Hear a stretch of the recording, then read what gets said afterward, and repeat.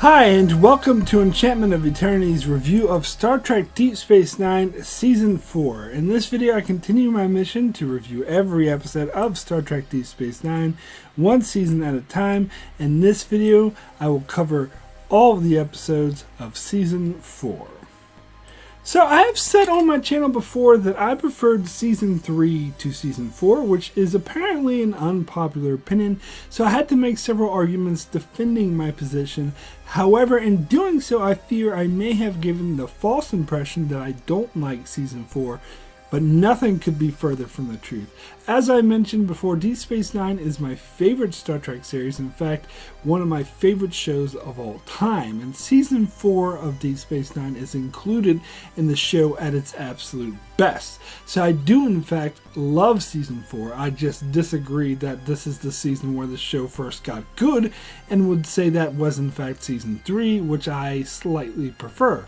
However, it's clear to me that the show's weakest seasons are the first two seasons where the show was really trying to find its footing, and Season 4 is definitely much better than those seasons. The only season I would question that maybe is not as good as, or might be not as good as the first two seasons is Season 5, which I may prefer Season 2, which isn't quite as bad as I remember it being. I actually quite like Season 2. But I'll make that determination when I rewatch Season 5. As for Season 4, I do feel it kind of lost the sense of an ensemble that Season 3 had, and Season 4 has several runs of dull episodes in the middle of the season. But when the episodes in Season 4 were good, they were really good. In fact, Season 4 has several of my favorite episodes of the entire show, so when they got it right, they produced episodes much better than anything in Season 3 or 2 or 1.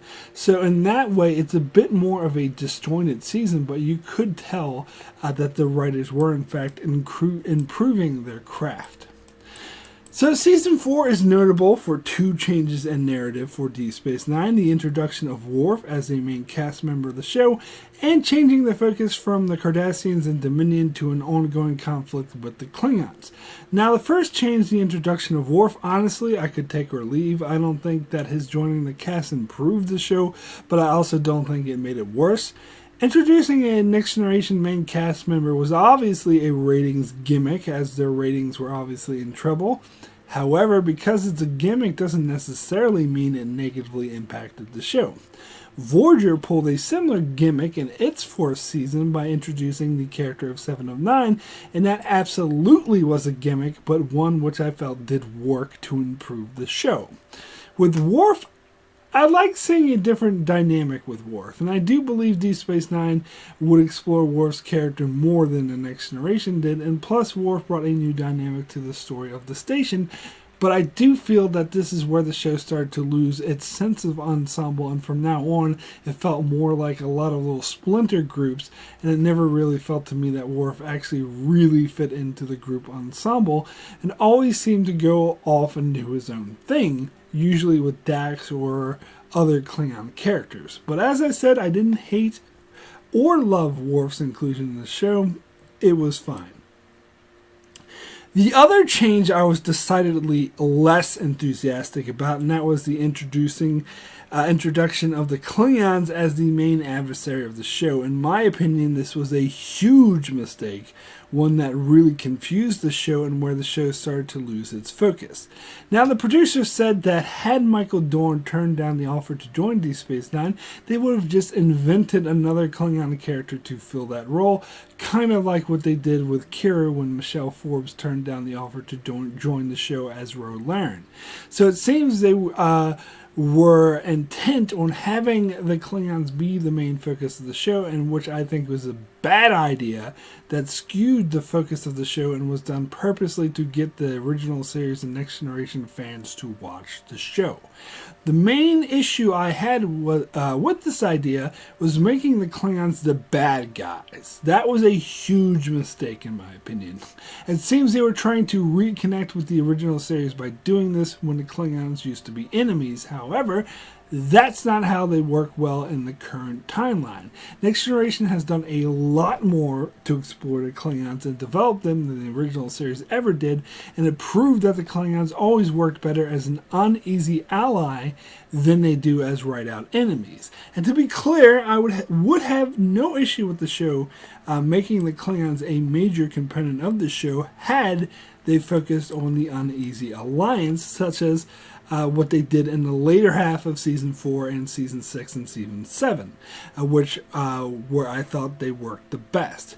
Where the Klingons could still be more prominent, and they still than they had been in earlier seasons, but as allies, not as enemies. In fact, I think halfway through Season 5, the writers realized this and retconned it to make the Klingon allies again, which was the right thing to do, in fact. But it makes Season 4 and the first half of Season 5 stand out as an oddity, as that's when they focused on the Klingons as the enemies. And moreover, the Cardassians were portrayed more as an ally, which I think was a massive mistake, and another mistake that the show would fix in Season 5. So had they simply introduced the Klingons as uneasy allies to begin with and focused on the Cardassians and the Dominion as the adversaries of the show, I would have been fine with it. In fact, you'll note that episodes that focus more on the Klingons as villains are the ones I like the least. Now, I know there's an in-universe excuse to have the Klingons be enemies, as it does fit with what the Changeling impersonating Colonel Lovok said in the Dias cast about how the threat to the Dominion from the Alpha Quadrant are the Federation and the Klingons, and so it makes sense that they would engineer a conflict between these two powers that would weaken their alliance. But really, this to me just seems like an excuse that the writers used to change the focus of the show to the Klingons, which again I think is a huge mistake, because I would have much preferred that the show focus more directly on the Dominion threat, as I feel the threat of the Changeling infiltration was only skirted in this season and used more as an excuse to have the Klingons be bad guys. So let's get into the episodes, starting with the season premiere, The Way of the Warrior. Now, I did really enjoy this 2-hour special. However, I would never consider it for a top 20 best episode list or anything like that, which apparently many others would, so I suppose I don't like it as much as most people do. To me, this was an entertaining action story that did a good job of introducing Worf into the series, and the story was intriguing enough, but nothing about it really blew me away. Now, to clarify what I was saying earlier about how I felt the Klingons should have never been made enemies again, I would make an exception for this one episode, because I think it works for this episode. I think the mistake was making this a long-term story arc, and I think they would have been better off taking things back to normal by the end of the episode, where the Klingons and Federation are allies once again. So in other words, I think that they should have hit the reset button at the end of the episode, which, if you're familiar with my channel, is quite an ironic statement, because I often complain about when Star Trek hits the reset button instead of exploring the long-term character and story arcs. Voyager in particular was really guilty of this, and I have been very vocal about that being the show's biggest downfall, and I often praise Deep Space Nine for avoiding the reset button and having more long-term story arcs. But this is actually a case where I would have preferred that they hit the reset button, because, as I said, I think making the Klingons be the main adversary of the show was a huge mistake, but I do think that it worked for this one episode. And also the fact that this episode made the Cardassians the innocent victims in this situation also didn't sit right with me, as the Cardassians do work better as the adversary of the series. That being said, I did enjoy the role Garak and Dukat played in this episode, particularly how Dukat was basically a suck-up to the new civilian government because all he cared about was his career. And the scene where Garak got attacked by the Klingons and was then bragging to Bashir about how he managed to insult them, which was worse than the beating that they gave him, because his insults would last a lifetime. That was funny. And I do have to acknowledge that they did go out of its way to keep elements of Deep Space Nine that are the signature of the show. as they did begin the episode with the sequence that acknowledged the cliffhanger from the previous season about the threat of the changeling infiltration. However, it was just kind of playing a lip service, and I would have preferred an episode that actually more directly addressed it. And I do have to say the action sequences in the episode were amazingly well done. It was clear that they put a lot of effort and money into this. The space battles were by far the best seen in the entire Star Trek franchise up to this point. And the action sequences with the Klingons boarding the station were really well done, like the cinematography, the stunts. It was all really top notch. I particularly loved the sequences on the promenade with the Klingons attacking the security officers, and the way the camera pans with the action as we see both Klingons and Deep Space Nine's defense force striking blows. It was a highly proficient sequence. However, all that being said, I wasn't as emotionally invested in the battle. While it was very exciting and very visually stunning, I simply wasn't as involved in this Klingon attack as I would be if it was, say, a Dominion attack. And plus, I really didn't like the storyline with Worf becoming an outcast from the Klingon society again. For one thing, this was really repetitive, and for another thing, the reason for it this time was a hell of a lot more flimsy and less convincing than it was last time. So it's like, oh, Worf, you're outcast from Klingon society again. Whatever. So, as simply because Worf refuses to reject Starfleet and go with Gowron on this unjust war on Cardassian that will actually weaken the Alpha Quadrant and give the Dominion exactly what they want. So that's ridiculous. And this is another long-term story arc that I will dislike whenever it's brought up again. Also, I want to take a moment to talk about the scene where Quark is talking to Garrick and he makes an analogy comparing the Federation to root beer. This scene is apparently really well liked and looked upon as a great moment of Deep Space Nine, and to be honest, I don't really care for it. I mean, I don't hate it, I was just never into it. For one thing, I find that those who hate root beer tend to love this scene as they refer to root beer as vile. But I love root beer, so I don't agree. But more importantly, I didn't find Quark's comparison to the Federation particularly apt nor interesting. I suppose some might find it interesting as it gives an outsider's perspective of the Federation, but I really didn't think it worked. So unlike most, I'm not a huge fan of this scene. Also, it's funny that they'll pull a Krax with Martok's son Drex. And if you don't remember who Krax is, that's understandable considering the show did the best it could to pretend he never existed. Krax was Grand Nagus Zek's son, who appeared in the Season 1 episode The Nagus, and then was never seen or heard from ever again. Likewise, they'll do the same thing with Martok's son Drex, who after this episode is never seen nor ever mentioned, or that he even exists ever again. It's kind of understandable considering they would later turn Martok into the good guy and the great friend to Worf, so it wouldn't really fit as much that his son is such a colossal a-hole that Drex is in this episode, so better just to pretend he never existed. Anyway, overall I did think this was a really good episode, but not quite a great one. So we'll get into the next episode, which is The Visitor, which is rightfully viewed as one of the best episodes of the entire show. And watching this episode again, I was even more blown away, not just by how it impacted me emotionally, but also how well this episode was executed.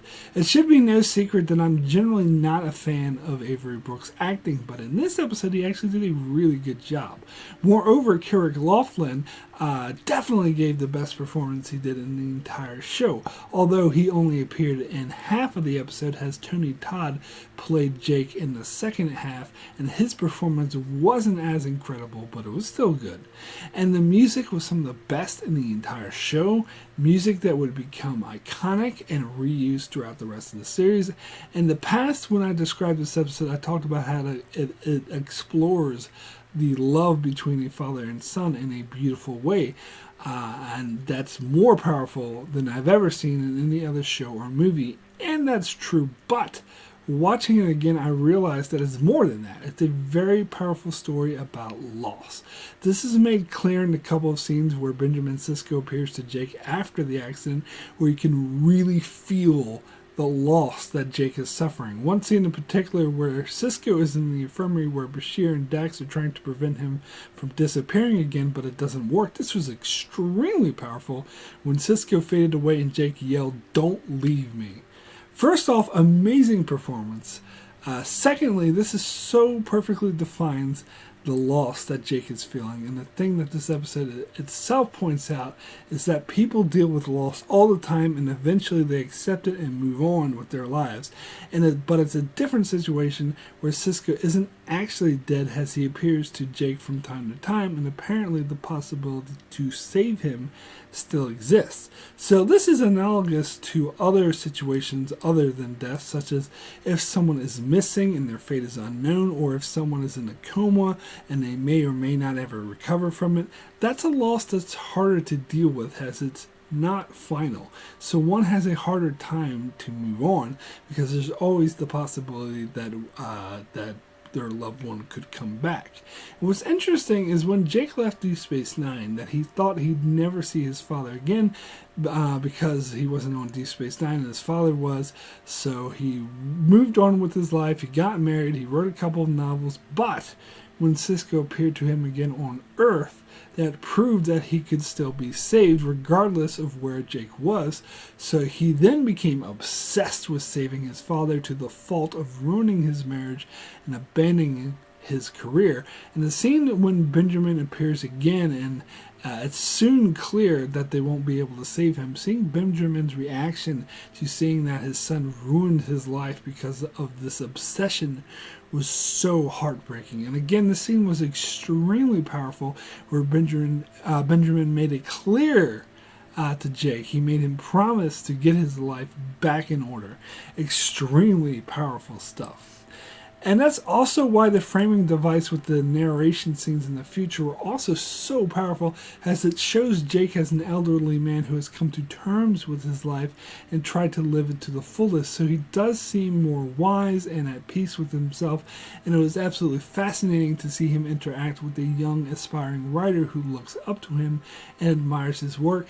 It was such a powerful scene when he said that normally he would turn her away, but because she showed up on today of all days, he feels that it's finally time to tell his story. It was such a great scene, and of course, we find what makes today so special is that he plans to kill himself while his father is there so he can reset the timeline, which in itself was a very powerful, heart-wrenching scene. The only issue I had with this episode is, again, the Klingon role as the main adversary. As this hypothetical future, they focus more on the Klingon conflict, and the Dominion threat was just kind of an aside. That really annoyed me, especially watching this episode in retrospect. Well, whatever. Anyway, amazing episode. Definitely one of the best of the entire show, and one of the best of the entire Star Trek franchise. So, next episode is Hippocratic Oath, and this episode pleases me because it gets back to focusing on the Dominion, which is what I think Deep Space Nine should do. However, it's kind of an aside as Bashir and O'Brien are trapped on a planet no one knows about. Meanwhile, on this station, Sisko and the others still focus on the Klingons as a threat as they continue to conquer worlds. Grrr, that irks me. Probably why I don't think as highly as season 4, because even when they have good episodes, they have to try to remind you how they fucked up the storyline with the Klingons. Anywho, this is quite a powerful episode and a huge step in the Bashir and O'Brien relationship, as it centers on the disagreement between the two of them, as Bashir wants to help this group of renegade Jem'Hadar who are trying to break away from the Dominion cure their addiction to Ketracel White, while O'Brien simply wants to escape. And each of them make good points, as O'Brien rightfully points out their lives are in danger, as if Bashir fails to find a cure before the Ketracel White runs out, then Jem'Hadar will kill everyone.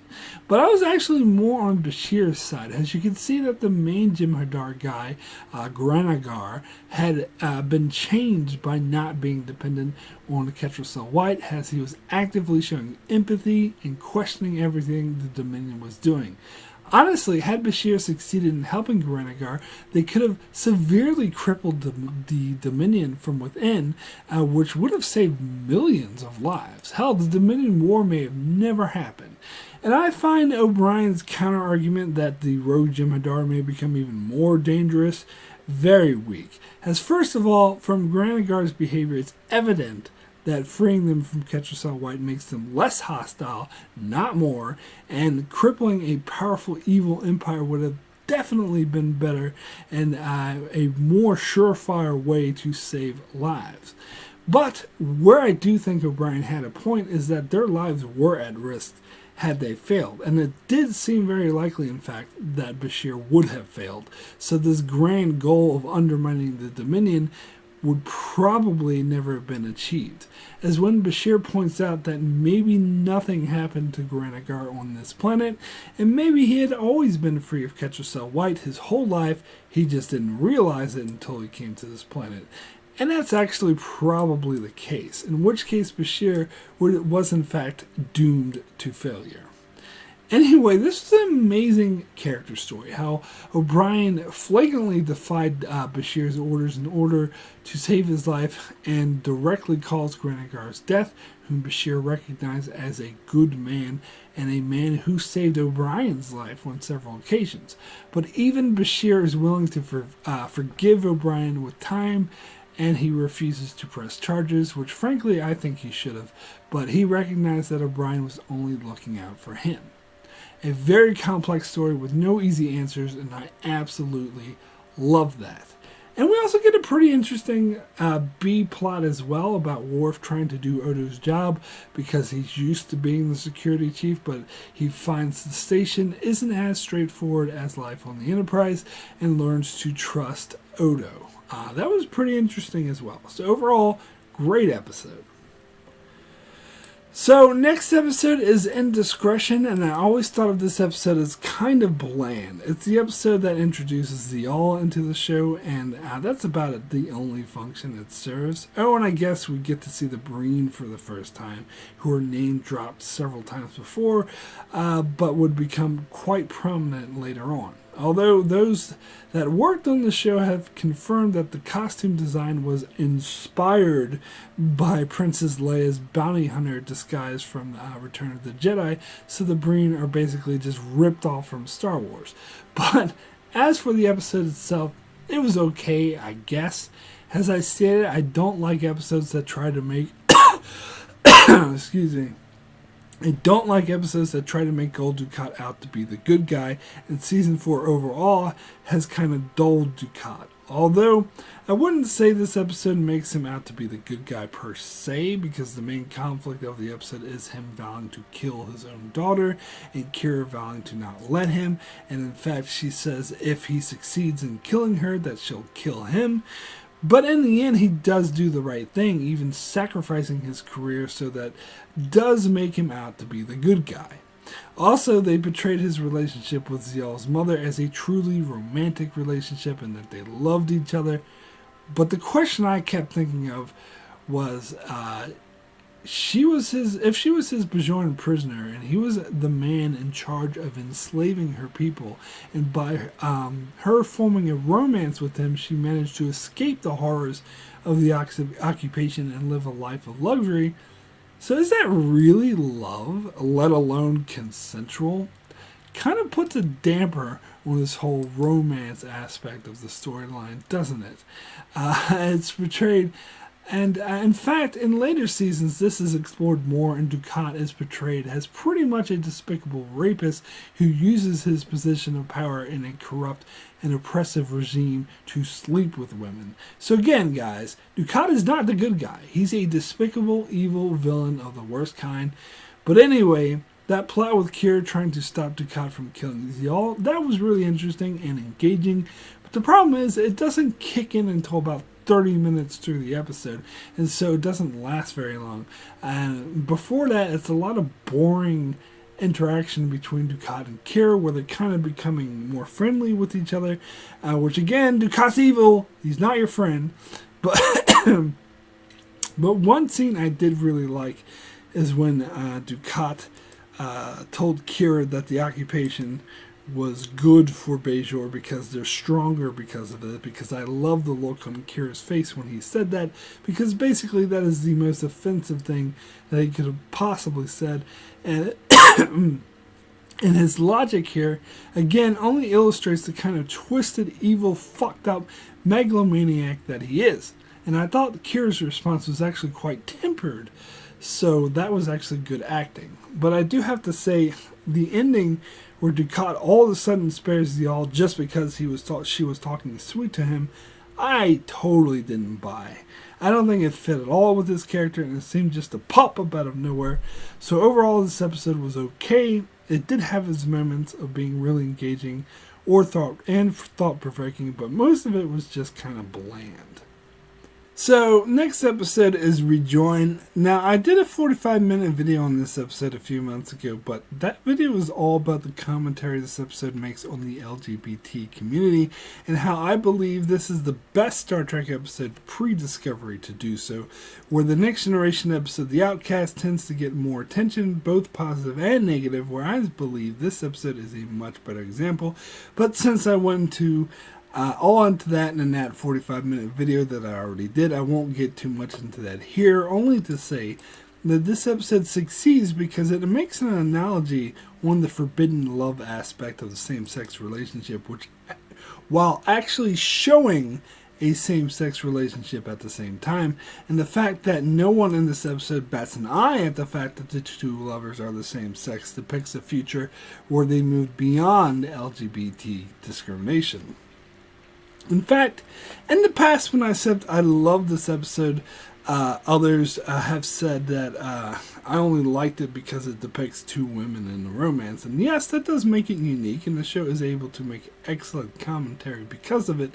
But it's not the only reason I love this episode. I think regardless of the genders of the protagonists, it's one of my favorites, if not my favorite romance of the week episode, because I find that really relatable on the level of it being a forbidden romance. That is a romance where those involved don't want to be in, not because they're not in love.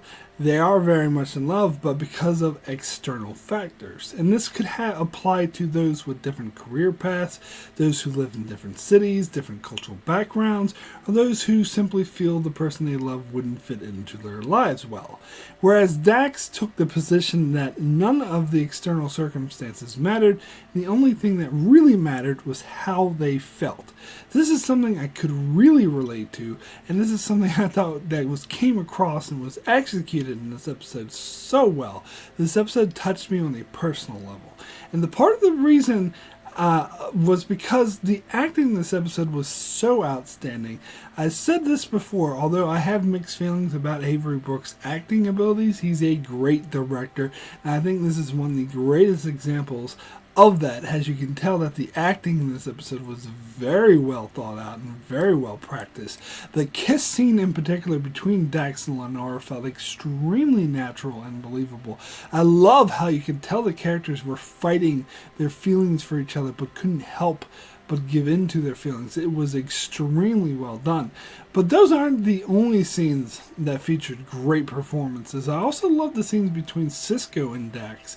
In fact, I would say these are the best scenes in the entire show that illustrate the kind of relationship that they had. As it seems that Sisko was just hounding Dax to be careful about Lenora, but then you understood that he was just showing concern over his friend. And when Jadzia decided that she was in love with Lenora and that she wanted to spend the rest of her life with her, Sisko assured her if that's how she really felt, that he would back her all the way. And that was a really touching scene and showed the kind of close friendship that these two had.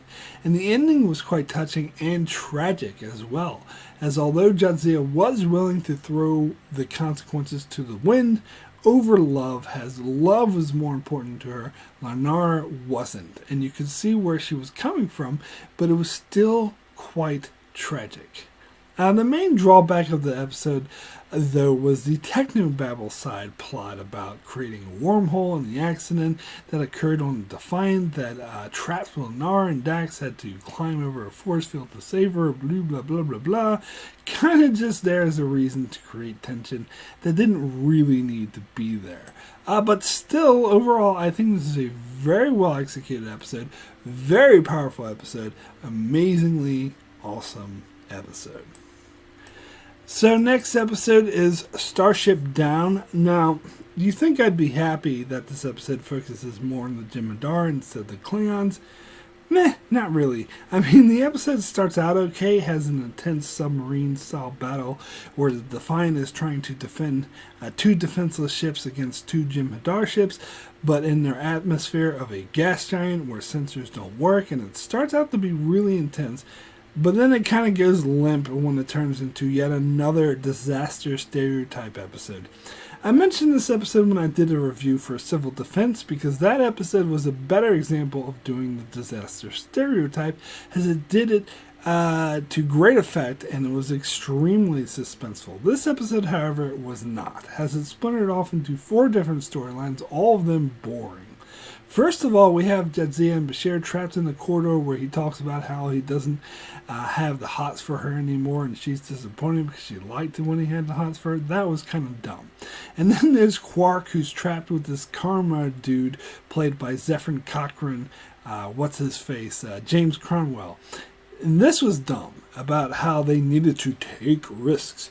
It was really just annoying how Quark was just begging that he forgive him for cheating him, and then the torpedo hit.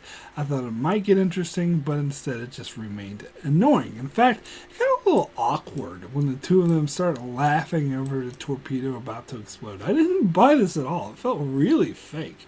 Plus, this episode says that the Karma are straightforward people that don't haggle, and they treat every business deal fairly, and every single piece of merchandise has a set value and price, which is completely and totally inconsistent with the Karma dude that appeared in The Search, who was just as swarmy and sleazy as Quark. Anyway, we also had another boring storyline with Sisko injured on the bridge and Kira trying to tell him a story to try to keep him awake. And this storyline was also really boring, and I didn't buy their interactions here. I know it was supposed to build the Kira and Sisko relationship, but I felt this was better done in previous episodes, so this was just an unnecessary half-assed rehash. And then the engineering storyline focused on the cat and mouse game with the Jem'Hadar, so this was supposed to be the interesting storyline, but it really wasn't because it was undermined by this silly storyline of Worf being a dick to the engineers until O'Brien said that they work better when they're encouraged. First of all, I don't buy that all engineers are enlisted crewmen who didn't go to Starfleet Academy. That is absolutely not how engineers were portrayed before in all of Star Trek. I mean, LaForge and Scotty were lieutenant commanders, and secondly, this was just cheesy, and something about it felt really sitcom-y. So it undercut what should have been the most suspenseful moments of the episode. But, all of that being said, this wasn't a horrible episode. It was still moderately engaging throughout, even though it was a bit dull, so this episode was fine. It was alright. So next episode is Little Green Men, and I'll just come right out and say this episode's overrated, at least in my opinion. It gets a lot more love than it deserves, and while I wouldn't say this was one of the worst episodes, I think I'd say I really didn't like it. I think the structure of it really didn't work.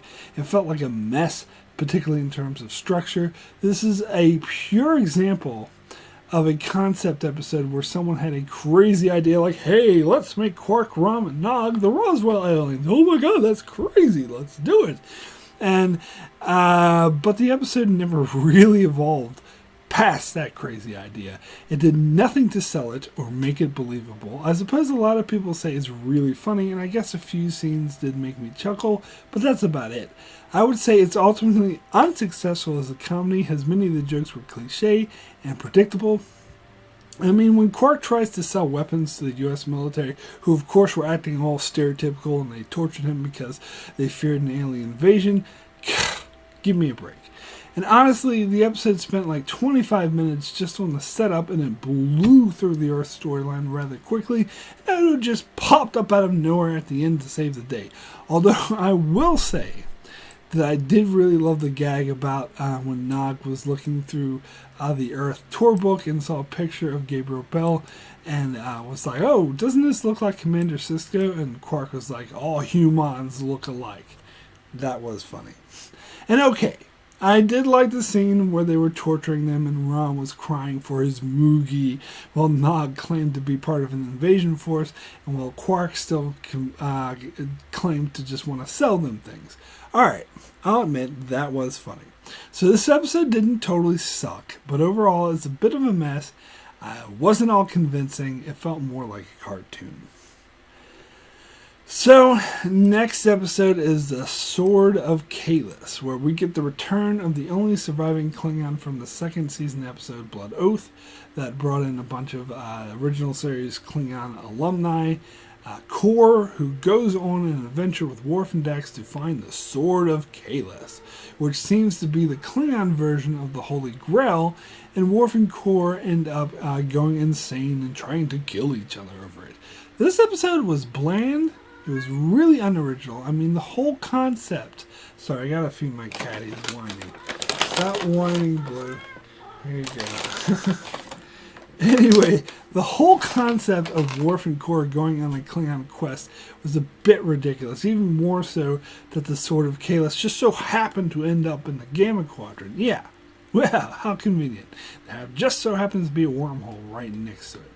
But the actual journey was worse than that, as I thought it would be, as they just had a bunch of generic bad guys show up and try to stop them. We get the return of Doros' illegitimate son, who Worf spared his life, and he returns to try to kill Worf in order to thank him for that. But that was just kind of just thrown in there to say, hey, look, we're paying off a loose Next Generation thread. But then he just promptly dies, so who cares? It's all just a waste.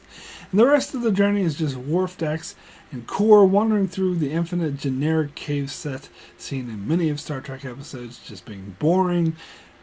But then, once they have the sword, it turns into a cliche gold fever storyline that's been done like millions of times before. Be it the Humphrey Bogart classic, The Treasure of the Sierra Madre, or dozens of cartoon parodies and other TV shows that has done this storyline billions of times, up to the latest Hobbit movie. I mean, the storyline of friends becoming enemies because of greed of something valuable. In this case, it's a Sword of Kahless rather than gold, but it was so bland, so uninspired, so dull, so unoriginal. Seen this storyline dozens of times before, I did not care for it at all. Plus, the ending seemed really abrupt, and I didn't buy it at all. How Worf and Kor tried to kill each other to the point where Jadzia had to phaser them both, and then all of a sudden they were just okay with each other and they decided to beam the sword into space. What? Sorry, it's bullshit. I don't buy that, not in the least, not in the slightest bit. This was just through and through a very poorly written, poorly executed episode that was not thought out very well. I did not care for this at all. So, next episode is our Man Bashir, which I did do a full-length review of. If you want to hear more of my thoughts on this, it was just a silly James Bond homage, which I actually did enjoy, and I would call it a fun episode. In fact, it did a pretty good job at parodying James Bond, and at times could be quite amusing. However, it is a very stereotypical cliche trapped in the holodeck episode where the holodeck safeties just conveniently go offline, proving that the holodecks are really just a death trap that none of the characters in Star Trek take seriously enough.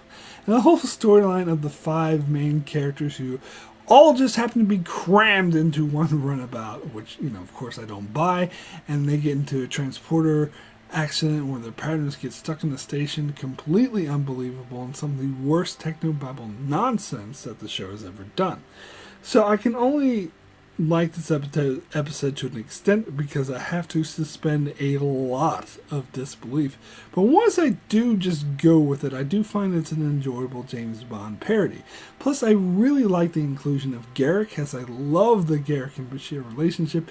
And this episode in particular was a huge step because rather than Bashir just naively sparring with Garak over lunch, they had a different dynamic, as Garak was in Bashir's fantasy and he ended up taking charge. And it was fascinating seeing Garak get offended because Bashir's fantasy tread on Garak's professional life. But it was also a nifty way to illustrate how James Bond is absolutely nothing like real-life spies. And of course, Avery Brooks is always amazing when he's allowed to ham up the place and choose scenery when it's appropriate for the story, which it most certainly was here. So all in all, logical plot issues aside, it's a very enjoyable episode. So next we get the two-parter Homefront and Paradise Lost. Now here we finally get the follow-up to the Changeling threat, where the Changelings infiltrate Earth and set off a bomb at the Federation Romulan Conference. So Sisko and Odo travel to Earth, where paranoia is running rampant. So while Part 1 mainly deals with the Changeling threat and the struggles that Sisko and his former CEO, Admiral Layton, have to go through to convince the President of the United Federation of Planets to take actions to stop the Changeling threat. Part 2 takes a sharp turn, where it's less about the Changeling threat and more about how fear over the insidious terrorist attacks can be used to cause mass panic and fear that can itself destroy society, and many people in power, corrupt people in power, will use this fear to grab more power.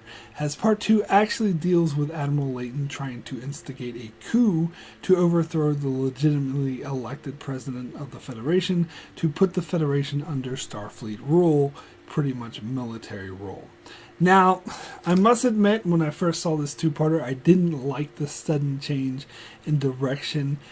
In Part 2, I saw as a cop-out, as a way to deflect and not actually deal with the Changeling infiltration threat as promised in the Season 3 finale. However, I had a very different perspective on this episode a decade after it came out, because it's absolutely shocking and uncanny how much this two-parter can be seen as commentary on 9/11. In fact, it's kind of unbelievable that it came out over 6 years before 9/11 happened. In fact, had this two-parter come out after 9/11, it would be seen as too on the nose and a way too obvious commentary on 9/11, because it deals with the terrorist attack and then how fear of the terrorists can be more devastating than the terrorist attack itself, and how corrupt people in power can use this fear as an excuse to grab more power. And one thing in particular that always stood out to me was how Benjamin's father, Joseph, was steadfast against the random blood screenings at first, until there was another scare with the power outage, and then all of a sudden he was all completely okay with it. It's a great statement on how fear can drive those to freely give up their civil liberties, and in fact, the scare that got him to change his mind wasn't even a Changeling attack, it was a hoax orchestrated by Layton, illustrating how those in power can use this fear to manipulate people into giving up their civil liberties. And of course, the moral of the episode was not to give in to fear. Now, obviously, this is a universal situation that happens a lot throughout history, but seeing it applied so closely to the aftermath of 9/11 made these episodes a lot more poignant, in my opinion. So I actually appreciate this two-parter a hell of a lot more after 9/11 than I did before. And the events of the episode itself can be a bit dull, as it introduces Red Squad and Joseph Sisko can be really annoying at times, but ultimately I did really like the main storyline with Admiral Layton and thought this was a really powerful episode. So overall, I do think this is a really great, really poignant two-parter. So next episode is Crossfire, and historically I've always thought of this as one of the worst episodes of Deep Space Nine. Whenever I made a short list for my 5 or 10 worst episodes of Deep Space Nine, this episode was always considered. However, that being said, with this recent rewatch, I try to keep an open mind and analyze each episode really carefully, and I do have to admit, on my rewatch, I did think more highly of this episode than I have in the past. Now, overall, I would still say I don't like it, but it's not as bad as I thought it was. I can't get over the fact that Kira and Shakar have absolutely no chemistry, particularly in this episode. The relationship felt fake and forced, and that the episode's through storyline is some throwaway nonsense about a made-up splinter Cardassian group, the True Way, mentioned only in our Man Bashir trying to assassinate Shakar, which was very flimsy, uninteresting. It was just there as an excuse so they could force Odo to be closer to Shakar and Kira as they flirt with each other, meaning that whole storyline is pointless. And I think Odo's sharp change into all of a sudden being completely infatuated with Kira as opposed to the passing feelings that have been described before, I found this unbelievable. Particularly unbelievable was Odo getting frustrated and destroying his room. I didn't buy that for a second, and also didn't buy Quark comforting him.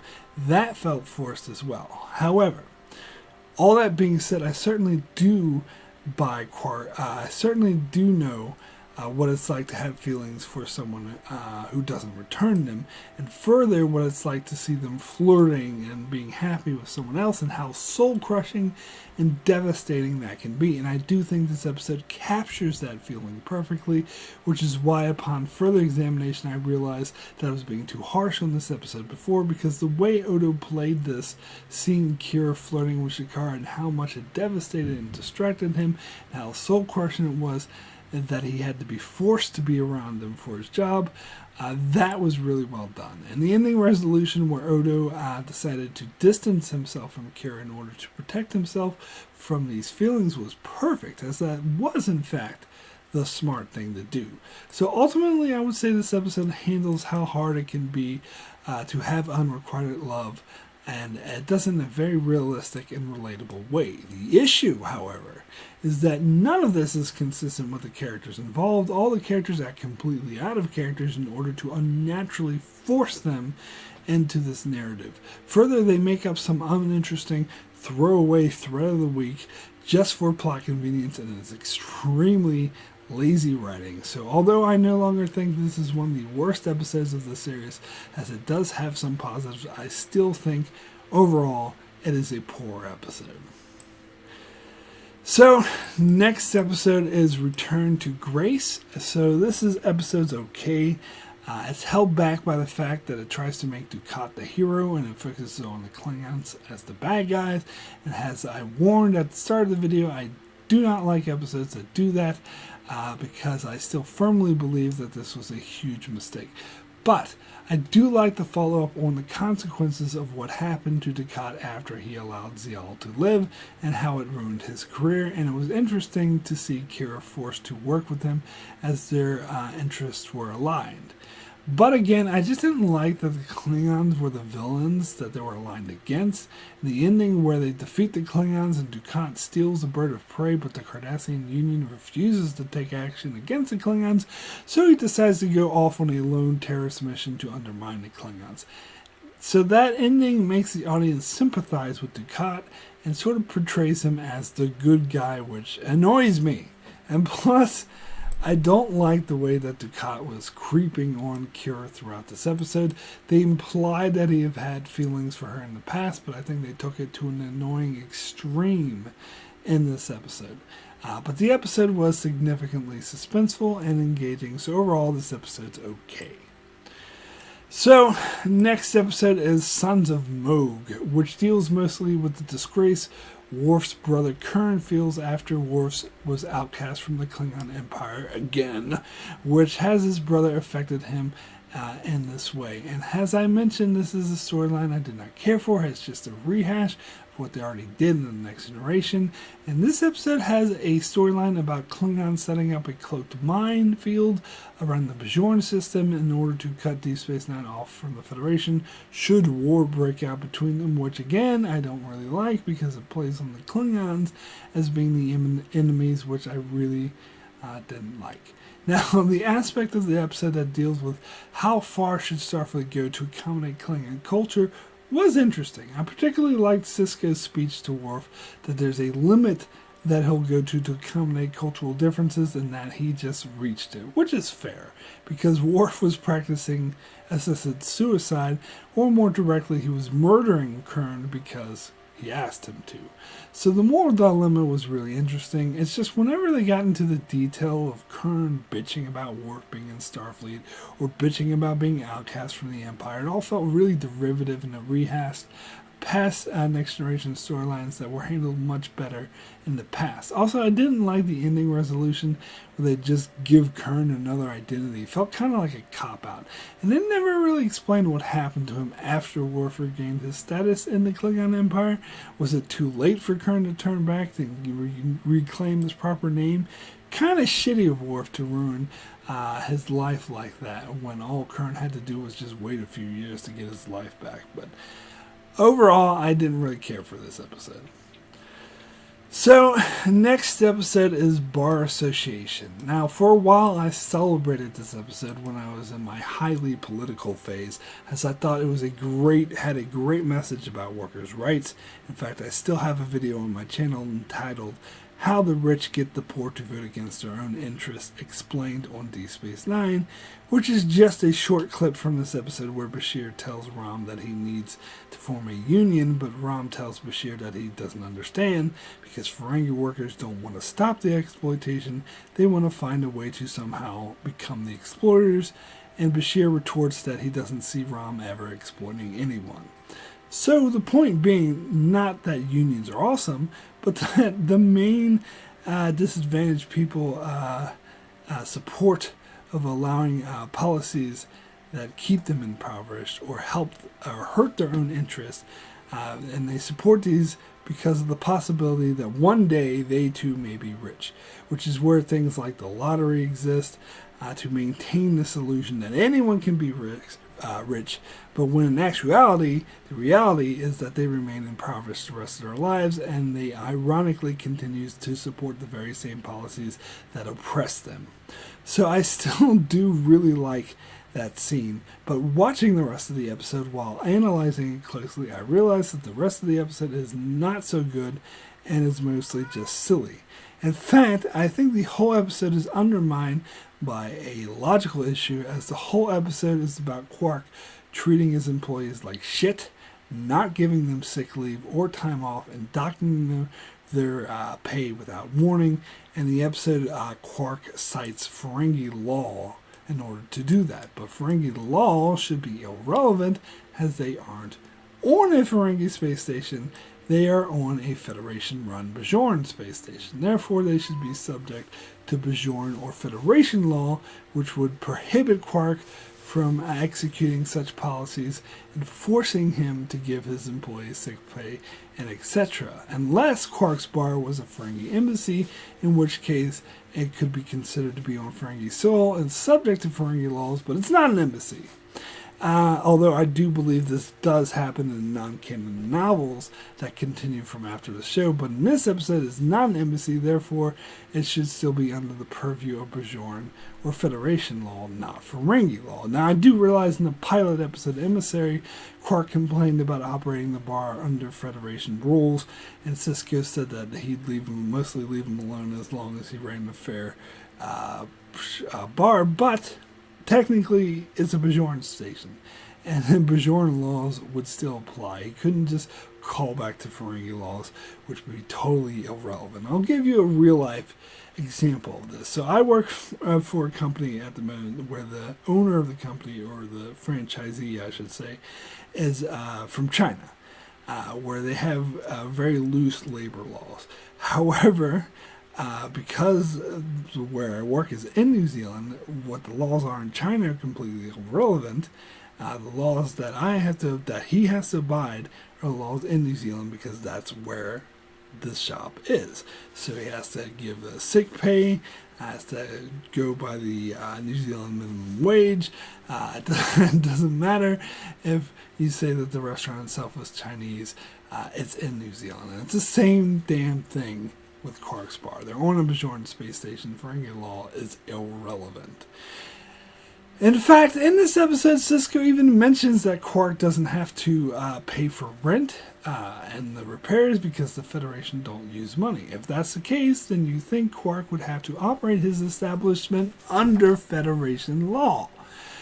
In fact, when the dispute came up, Sisko didn't need to blackmail Quark to try to resolve the situation, because he could, under law, as commander of the space station, order Quark to abide by Federation law, i.e. give his employees benefits, or otherwise he'd just kick him off the station.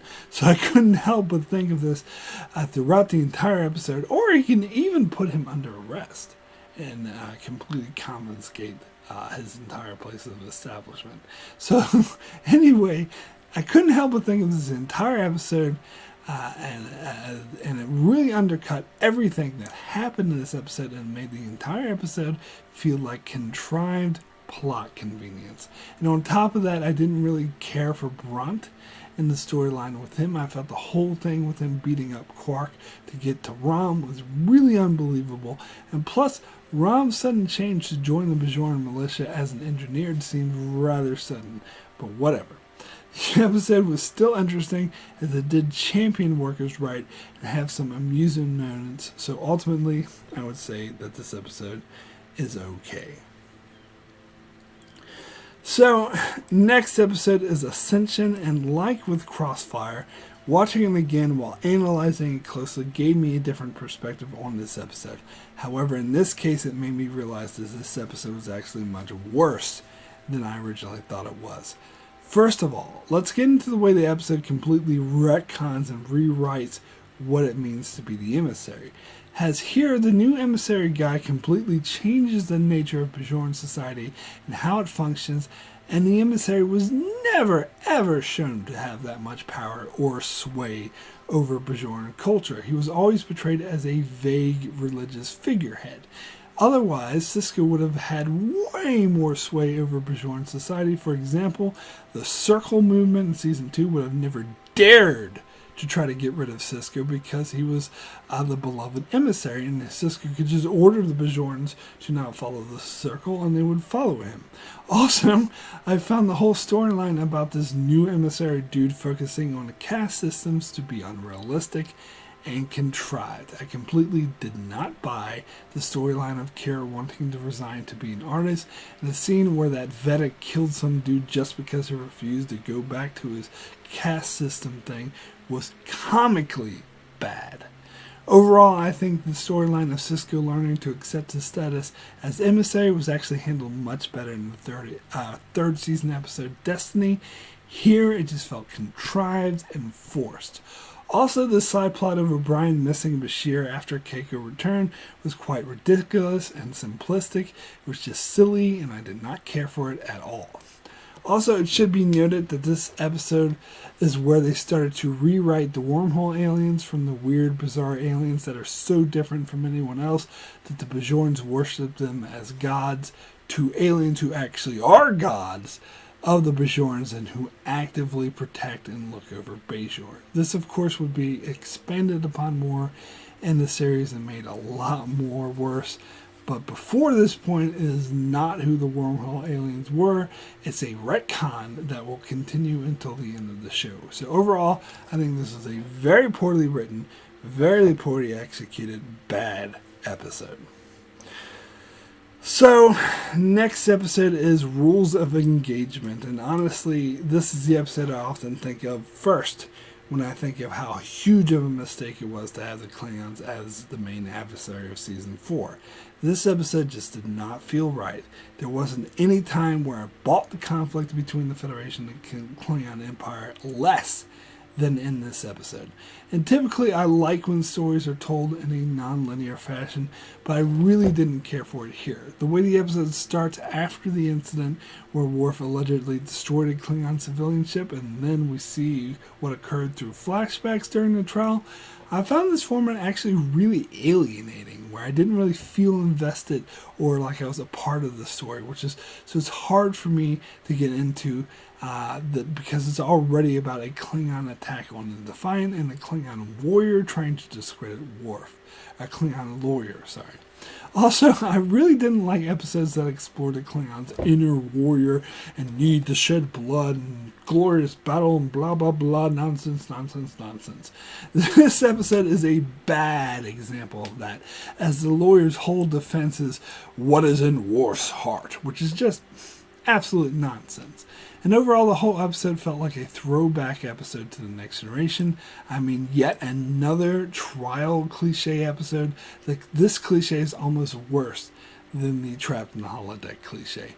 And just the whole episode felt like a rehash of what the Next Generation had already done dozens of times before, but with a much lesser value because it just didn't work in the Deep Space Nine setting. However, the saving grace of this episode is, to me, the ending, where Sisko revealed the plot of the Klingons to discredit Worf and the Federation. That was actually pretty satisfying. As was the ending scene where Sisko told Worf he told him off for making a mistake, but then he was tutoring him on how best to be captain, and that he needed to attend the celebration even if he didn't want to. That felt like a real character moment between these two, and you really did get a good sense of the mentor-apprentice type relationship. So because of these scenes, I won't say that this episode is totally terrible, but it's still bad. Alright, so next episode is Hard Time, which I did do a full-length review for that you can check out if you're interested. Essentially, though, what I said was this episode was okay. It tries to make some powerful commentary on post-traumatic stress disorder, but I think those messages are undercut by the fact that O'Brien goes back to normal the very next episode and is never mentioned again, and there's also some logical errors in this episode. For one, the method that these aliens use to make O'Brien think that he's been in prison for 20 years simply is not practical. A major part of throwing someone in prison is to keep them away from society. This method neglects that. Also, it doesn't necessarily reform them, it just gives them PTSD, which isn't nearly as effective. In fact, it only seems to be so effective on O'Brien because he is a good man and he felt guilty about killing his cellmen. If this was like a psychotic killer or someone without a conscience, it would be a hell of a lot less effective. So overall, this method seems incredibly impractical. The death of personality from Babylon 5, where they erased the accused's entire personality and gave them a new one that was specifically designed to make them want to help people, was a hell of a lot more practical than this one.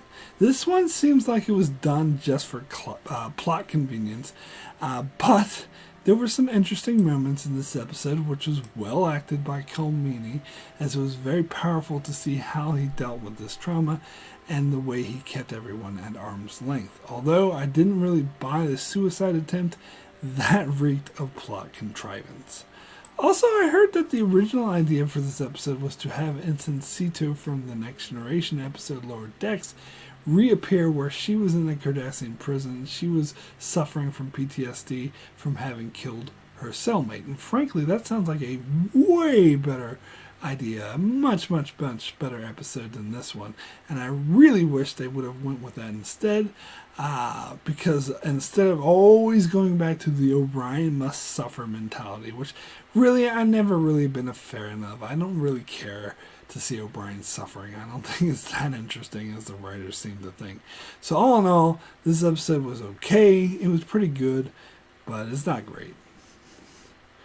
So, next episode is Shattered Mirror. Now, it has been said that the Mirror Universe episodes on Deep Space Nine get worse with each episode, and I completely agree with that assessment. And although I wouldn't call this episode terrible, it's definitely of a lesser quality than the previous two.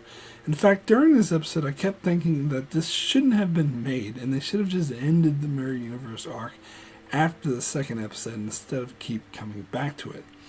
As the Mirror Universe by this stage has lost its edge, instead of coming off as a creepy, suspenseful, and scary place as it did in Crossover, it's now come off as a lot more campy and silly. This episode has some amazing space battles, probably the best in the show so far, but it's wasted on this episode as I really was not emotionally invested in the outcome of this battle. But there's an interesting premise here with Jake meeting the mirror universe version of his dead mother. But the issue is they don't really go anywhere with this. Sure, they ended it with her dying and Jake having to go through his mother's death again, but I feel like they could have done actually much more than that. Not to mention that the intendant killing her was a very bad scene that didn't feel sincere. And speaking of the intendant, I know why the writers wanted Mogh to free her, because the point is that Mogh is the nicest and coolest Ferengi in our universe, so they wanted to make the mirror universe version of him the biggest asshole of all the Ferengis, because both mirror universe Quark and Rom were portrayed as honorable men. But there's no in-universe reason for why Mogh would help the intendant. I mean, he says it's because she killed her father and uncle and that gave him the bar. Okay. But what is he getting out of freeing her? Like, how does that help him now? Are they trying to suggest he's doing it out of gratitude? That does not at all fit with how his character is being portrayed. It seems he would want something in return. And what's worse is when they were parting ways and he's like, oh, don't worry, I won't tell anyone where you are. Well, he might as well just said, why don't you just go ahead and kill me so no one will find out where you are. And of course she does kill him, which I actually think didn't make actually that much sense for her character, because wouldn't she rather have all the support around that she can get, seeing how most of her support is gone now? And it makes Mogh come off as the biggest idiot for just letting her go in the first place, which he got nothing out of, and he should have known that she'd just kill him instead. So this is just bad writing. It really frustrates me. And speaking of getting frustrated, it really pisses me off when Sisko, O'Brien, and Kira get on the transporter pad to go to the mirror universe, but only Sisko arrives, because that would have been so much more interesting if Kira and O'Brien had gone with Sisko, because we did the whole Sisko alone in the parallel universe thing last time, and it could have really shaken things up this time. So every time I watch this scene, even though I know what's going to happen in it, I still get disappointed and pissed off when Kira and O'Brien don't beam in with Sisko. And because this is season 4, we had to focus on more of the Klingon side of the Alliance. Since the Klingons are the bad guys, we really need to emphasize this. And they even brought in Worf just so he could have some silly scenes with Garrick and chains, where Worf continually yanks his chain. And this was all way too campy and silly. So all in all, a decent episode, and it has some good aspects and some nuggets of good storytelling, and it does explore this world a bit more. But instead, they just went overboard into this camp and silliness. So really, they should have just stopped with the mirror universe after the second episode. So, next episode is The Muse. Now, when I did my top 5 worst episodes of Star Trek Deep Space Nine list several years ago, I named this episode the second worst episode of the entire show. But as I said, when I rewatched the episodes for this review, I try to go in with an open mind and closely analyze each episode. And I have to say, after watching it again, I totally and completely stand by my stance that this is the second worst episode of Deep Space Nine. In fact, it is definitely the worst episode I've seen on this rewatch so far. But there is an episode in Season 6 that may be worse, which I'll get to when I get to Season 6. But as for this episode, there are a few episodes of Star Trek that I would describe as painful to watch. And this is definitely one of them. And I would really hope that I never have to watch this giant piece of garbage ever again. The whole episode feels like a first draft, one that they didn't really think through. So the episode has an A and a B plot, and I'm not sure which one's the A and which one's the B. They both seem to get equal screen time, and they both totally and completely suck.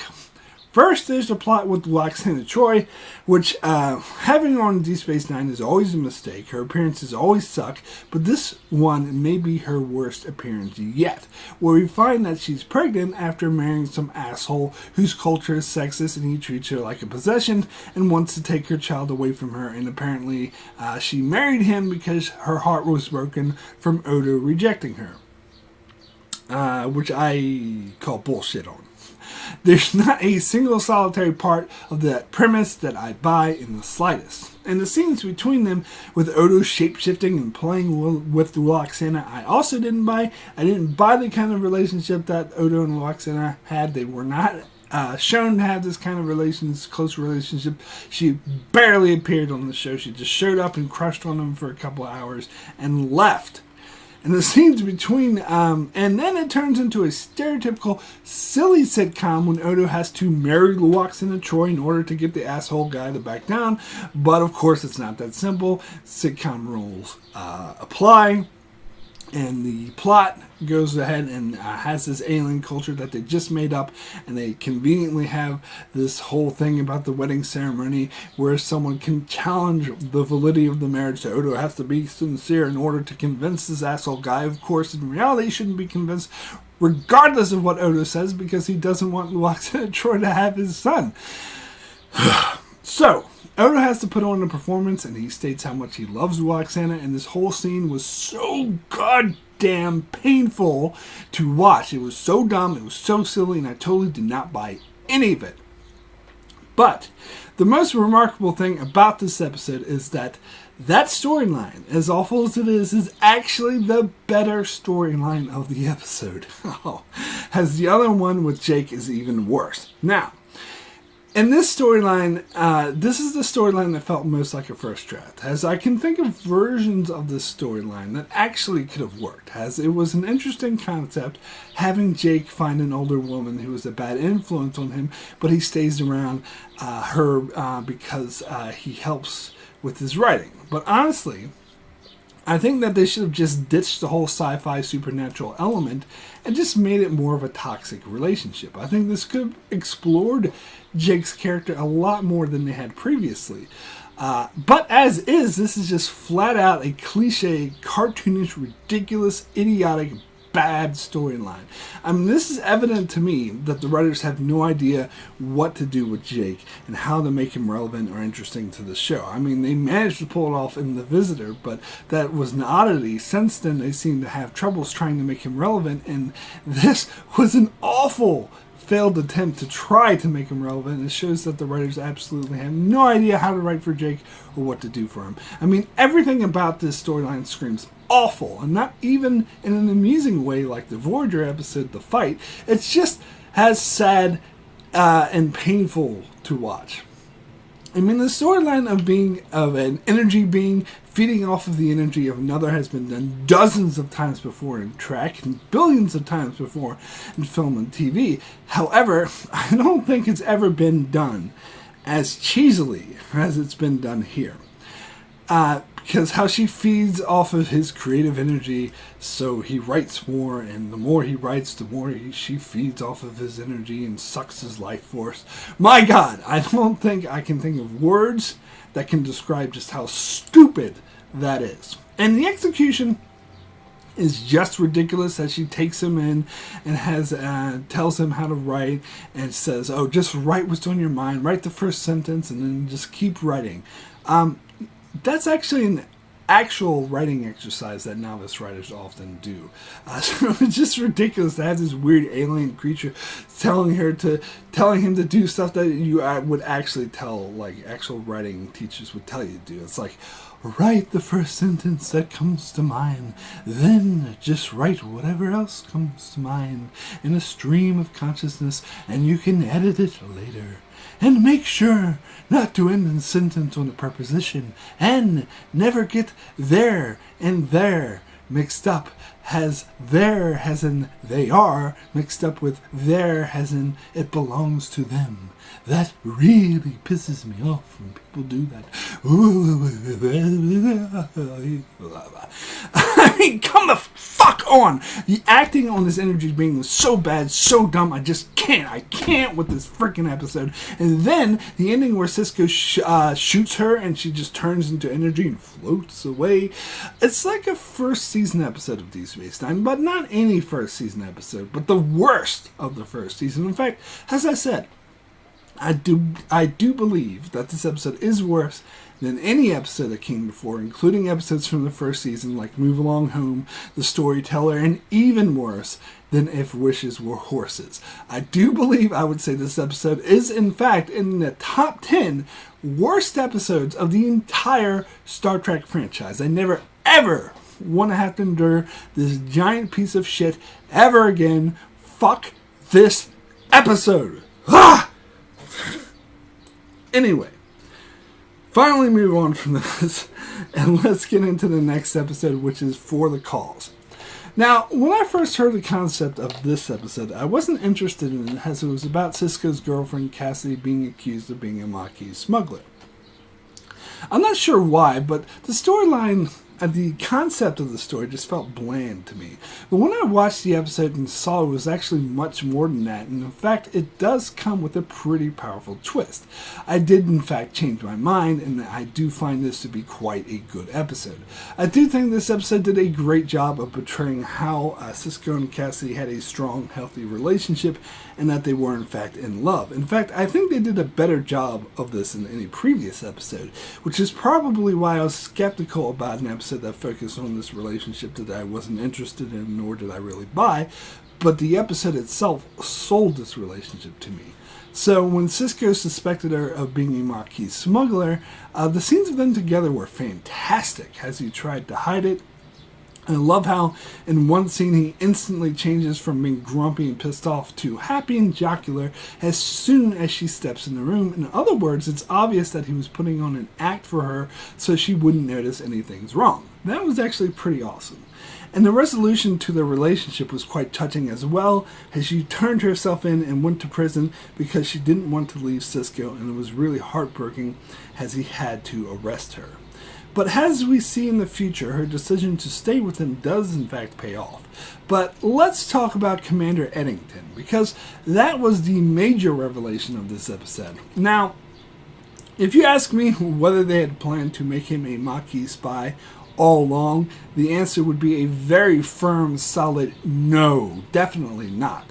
They clearly didn't think of making him a Maquis until this episode, and it barely fits with his established character. But it was obvious that they wanted to make him an adversary from the very beginning. So it's not too surprising that he ends up betraying Sisko and the crew. He was always kind of the thorn in the side type character. So his betrayal wasn't all that shocking.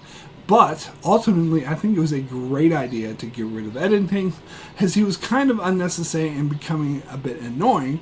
And this was indeed a great and grand way to expedite his departure.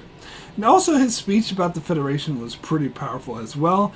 I had a friend in high school who loved this speech so much he completely supported the Maquis, and even went as far as to say that if he was in the Star Trek universe, he'd probably join the Maquis.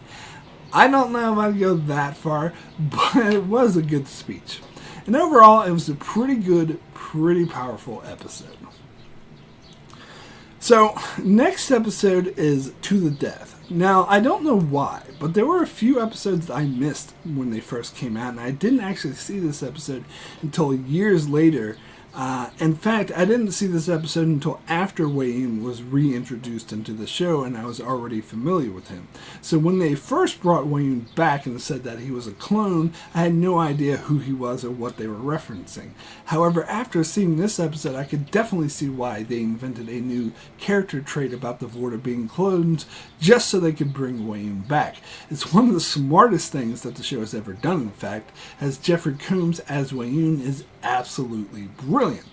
I suppose they could have brought Jeffrey Combs back and just gave him a different character, but it was actually smart to actually bring back Wayne, because him as a character really works. And I don't think I really got a different perspective when watching this episode in context. This is a pretty standalone episode, but it always has been a kind of enigma for me. But it is a really great action-adventure episode. I mean, the plot is kind of just okay, and the action sequences were just passable, and I wouldn't say it was great or super suspenseful or anything like that. The crew, they set up a mission to accomplish, and they go and accomplish it, and it's rather easy to accomplish. So it's good, but pretty standard. But what makes this episode really stand out is the characters, the character interactions, and the acting. Not only Jeffrey Combs, but also Clarence Williams III as the Jem'Hadar First is amazing in this role. And we also get great character interactions through our main cast of characters, as this is one of the few episodes in the later seasons where the crew really comes off as an ensemble. And even Worf fits into this ensemble dynamic very naturally. And of course, the interactions between our Starfleet heroes and the Jem'Hadar was also fascinating and really well done. This episode does a lot to explore the Jem'Hadar and Dominion culture, as we learn a lot about them, such as most Jem'Hadar lived to only be 15 years old, and that they don't eat or sleep, and there are no Jem'Hadar women. And here is where the term "victory is life" is first heard, which is the Jem'Hadar catchphrase, and it's all great, amazing world building. So this episode also reintroduces the Iconian Gateway, which appeared in the Next Generation episode Contagion, which was always one of my favorite episodes of the second season of TNG, mainly because of the Iconian Gateway. So I did appreciate the follow-up to that. However, they didn't really use it in any significant way, so it felt like just a shameless callback, because the Iconian Gateway in this episode could have just been any generic doomsday device, and the story would have been exactly the same. But overall, really good episode, really solid episode. So, next episode is The Quickening, which has historically been one of my favorite episodes of the entire show, and after watching this episode again, it remains one of my favorite episodes of the entire show. And I realize this episode is every bit as awesome as I remember it being. In fact, I learned to appreciate it a bit more, because I had previously had doubts that perhaps this episode made political commentary against assisted suicide a subject that I could not possibly support more.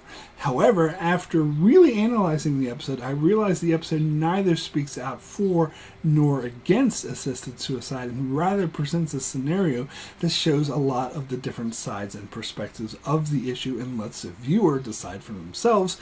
And sometimes those kind of episodes can be more powerful and thought-provoking than the kinds that preach to you, because it actually makes you think.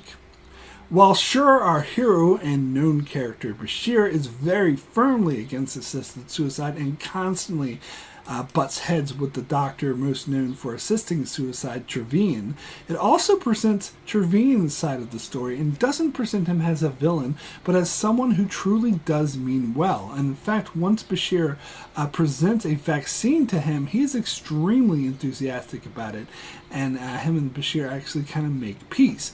Now, sure, the episode is slow going, and when I first saw it, I thought it would just be another generic virus episode.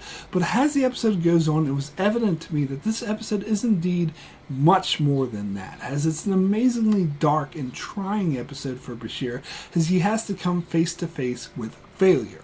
And plus, the slow first half of the episode is necessary in developing the characters and getting you to care about them, as the relationship Bashir develops with one of his patients who serves as his nurse was a very touching relationship, and it got you to understand.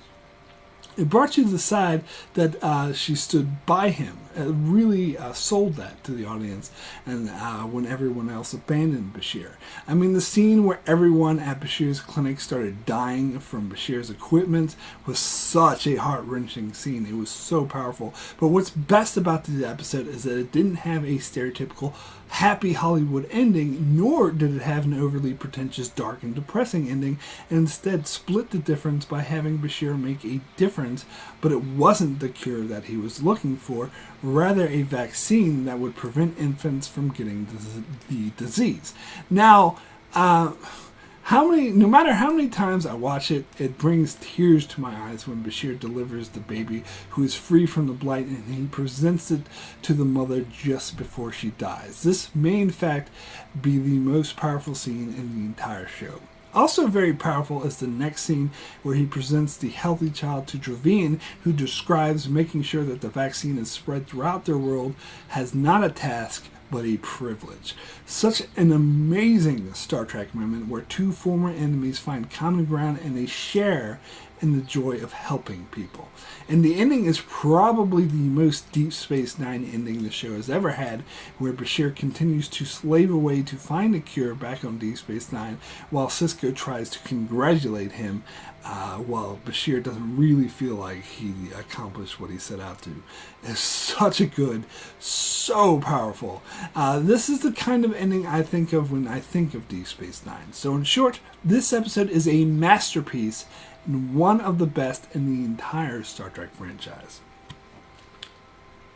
So, next episode is Body Parts. And this episode is fine, I guess. It introduced two major plot points which will become long-term story arcs into the next season. First, that an accident led them to have to beam Keiko's unborn child into Kira, who has to carry the baby to term, and the second being that Quark loses his business license and is effectively outcast from Ferengi culture. First, let's talk about the baby thing, which was obviously done because Nana Visitor, the actress who plays Kira, got pregnant. So when an actress gets pregnant, there are several options the show can do. They can simply shoot the actress from the shoulders up, or they can find some excuse for the character to leave the show temporarily and then come back, or they can have that character actually get pregnant. And this is the case. In this case, they had already announced in an earlier episode that Keiko was pregnant, so it seems to me the writers deduced that they got the wrong character pregnant, so they needed to, they were like, if only we can find a way to get Keiko's baby from Keiko to Kira, and then they were like, hey, let's just make up some technobabble sci-fi nonsense to do that. now, when I first saw this episode, I wasn't aware of the actress being pregnant, so this just felt like a weird storyline, but once I learned of the pregnancy, it made a lot more sense. But either way, it seems very abrupt and rushed in this episode and wasn't even a storyline. It felt more like exposition to explain why Kira is pregnant, therefore it wasn't very interesting. As for the Quark thing, this storyline was a bit more interesting, how Quark believed that he was going to die, but it turns out it was all a plot from Brunt to put Quark in a tough scenario where he had to choose between either killing himself or breaking a contract which would allow him to be outcast from Ferengi culture. A difficult bind indeed, and it was interesting seeing this plot executed and seeing the moral dilemma that Quark was in. I particularly love the scene where Quark went to Garrick to kill him. I love how Quark was like really squeamish about how Garrick killed him, so he said that he just wanted to be surprised. It's like, you want to be surprised.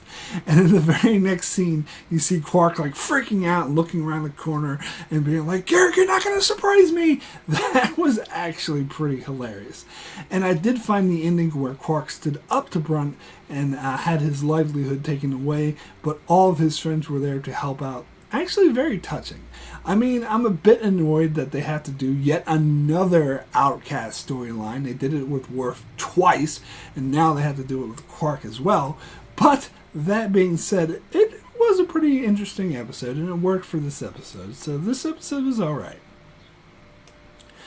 So finally, we come to the season finale, Broken Link. And I gotta be honest, as a season finale, this episode was pretty weak. Not a bad episode overall, it's still good, but not what I think of when I think of finale material. So, this is the follow-up to the Season 3 finale when the Changelings pass judgment on Odo for being the first Changeling to harm another. So, what they do is give Odo an illness where he's, going to die, or he's, can't form solids. So Odo comes to the conclusion that he needs to go to the Founder's homeworld, as he convinced the Founders are the only one who can save him. Well, in this episode, this turns out to be the case, as the Founders were the ones that gave him the disease in the first place as a ploy to get him to return. However, I don't think that is a reasonable conclusion. What if going to the Link won't save him and will in fact infect the Link and make all of them sick as well? That would actually be the more likely conclusion. Because if you think about it, that is in fact what Section 31 did. They infected Odo with the disease in order to spread it to those in the Great Link. So it seems to me the conclusion that Odo and Bashir talk like it's self-evident is actually a wild conclusion with no basis other than plot convenience, that is. And so the main storyline about Odo going to find the Founders to be judged was okay, I guess. But while there, Garrick asked the female changeling about survivors of the Cardassian Romulan invasion of the Founders' homeworld, and she replies only by saying that all Cardassians everywhere are dead, which is an interesting answer in retrospect because you know that they were in fact survivors of the Cardassian attack, which include Nabrantane, and the fact that the Dominion will form an alliance with Cardassia less than a year later also makes her statements here a bit weird in retrospect. And so Garrick tries to hijack the Defiance weapons to kill all of the Founders, but Worf stops him. But what's funny is, had Garrick actually done what he set out to do, he would have in fact saved millions of lives. But then again, all the main characters on the Defiant would die, which goes against, there being a show. So that was never going to happen. But you can't help but think that Garrick was actually right. Anyway, they make Odo a solid that is a humanoid. They take away his shape-shifting abilities, which is kind of not a good idea for a long-term story arc for the show, because what makes Odo special is his shape-shifting abilities, so taking them away just makes him more boring. And that's exactly what happens to him in the following season. And once again, Deep Space Nine decides to end the season with Odo saying something shocking. In season 3, I thought it really worked with the revelation of the changeling saying, "It's too late, we're everywhere." Whereas in this case, Odo just reveals that Galran is a changeling, which, okay, it is quite shocking, but it doesn't have the same oomph to it, and really is undermined by the fact that they already did the thing where they ended the season with Odo saying something shocking, so this feels kind of like a rehash. And plus, the revelation that Galran wasn't really a changeling also deflates the ending on a rewatch. But I'll get more into that when I get into Season 5. So all in all, this is a decent episode with some great character moments, but it's nothing special.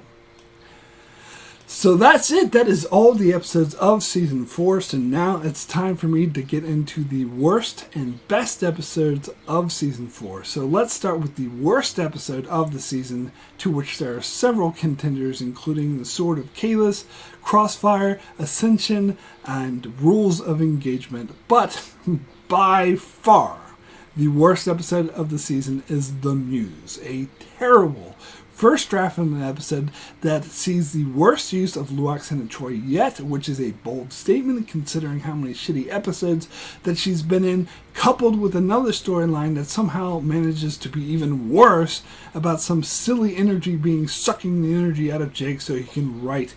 God, this episode is just awful, awful, awful. Anyway, let me now get into the best episode of Season 4, to which there were also a lot of contenders, such as Hippocratic Oath, Rejoined, Homefront, and Paradise Lost. And I did really closely consider The Visitor for the best episode of the season, as it is typically celebrated as one of the best episodes of Deep Space Nine, and I can certainly see why. But in the end, I have to give it to The Quickening.